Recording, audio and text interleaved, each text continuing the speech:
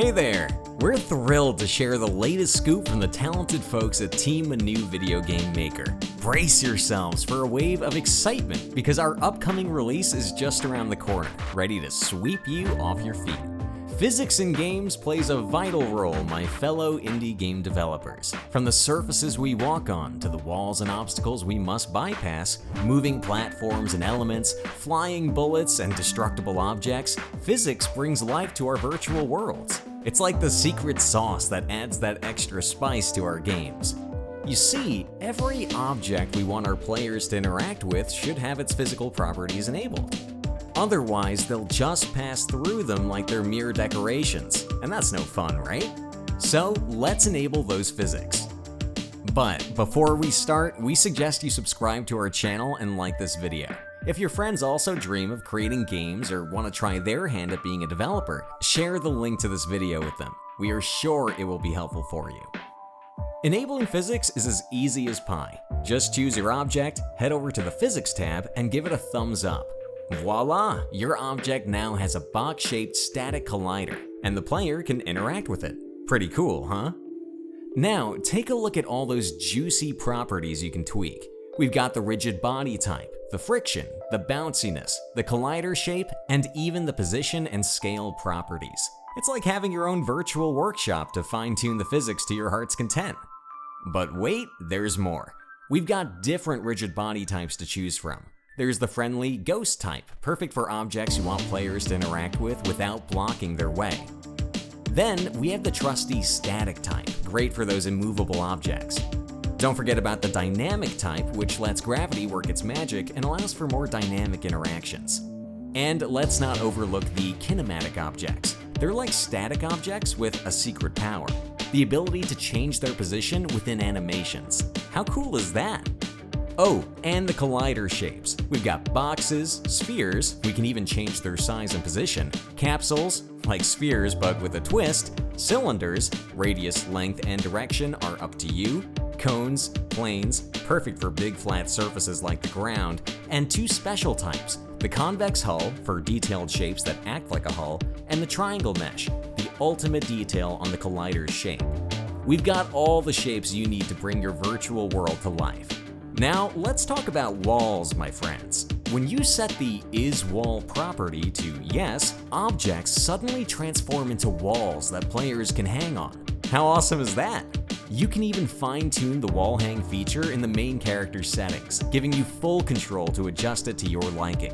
It's all about making those interactions feel just right. But that's not all. Let's say you want to add stairs to your game. When you enable physics for the stairs, you'll see the default box-shaped static collider. But don't settle for defaults. Choose the convex hull, and by enabling the physics collider's view, you can observe the shape of the collider. The stairs now have a more detailed collider, making the character's movement on them feel more realistic. And hey, you can even enable or disable the physics collider's view for debugging purposes. Quick and handy, right? Now, here's a pro tip. If you really want that next level of detail, go for the triangle mesh collider. It follows the model polygons and adjusts its shape accordingly. This makes it perfect for those custom complex shapes, complete with holes or highly detailed terrain meshes. Your character will no longer pass through the terrain like a ghost. They'll walk on it, interact with rocks, and explore new areas. How immersive is that?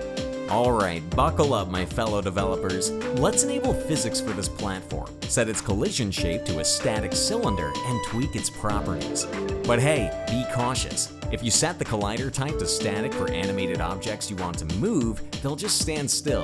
Bummer, right? That's because the collision type setting overrides any previous movement set within an animation. But fear not, we've got a solution. Change the collider type from static to kinematic. Kinematic objects are like static objects, but with a twist. They can have some movement. So now your platform can move according to your carefully crafted animation. Problem solved. Now, let's talk about ghosts. No, not the spooky kind, but the ghost-type collider. It's invisible and lets players and dynamic objects pass through it. Pretty handy, huh? It's perfect for collision detection without messing up characters and objects' movements. Picture this: your character diving into lava and meeting a fiery demise. With the Ghost Collider, you can make it happen without a hitch. And don't forget about our dynamic objects. They have extra settings for mass, friction, and bounciness. Plus, in Manu, you can even lock their movement and rotation on all 3 axes, X, Y, and Z. It's like having a mini superhero with some control over the dynamic object. Now, imagine an unlocked sphere rolling out of your level. Chaos, right? But fear not. By locking the Z-axis in position, you keep the sphere in place, allowing it to roll only along the X and Y axes. Who said you can't have control in a physics-based world? But wait, there's more physics wizardry. Let's enable physics for the cylinder, set it to dynamic, and lock the X and Y axes. Now we only allow rotation along the Z-axis and lock the position on the Z-axis too. Watch the magic happen. Your character can push and rotate the cylinder without sending it flying off the level. It's all about the right balance and creative possibilities. So, my indie game developer comrades, embrace the power of physics in your games. It brings realism, exciting gameplay mechanics, and endless adventure. In Manu, you have a plethora of tools to fine-tune the physics properties of your objects, making your game even more unique and captivating. Best of luck with your development journey. And remember, when it comes to physics, the sky's not the limit, it's just the beginning.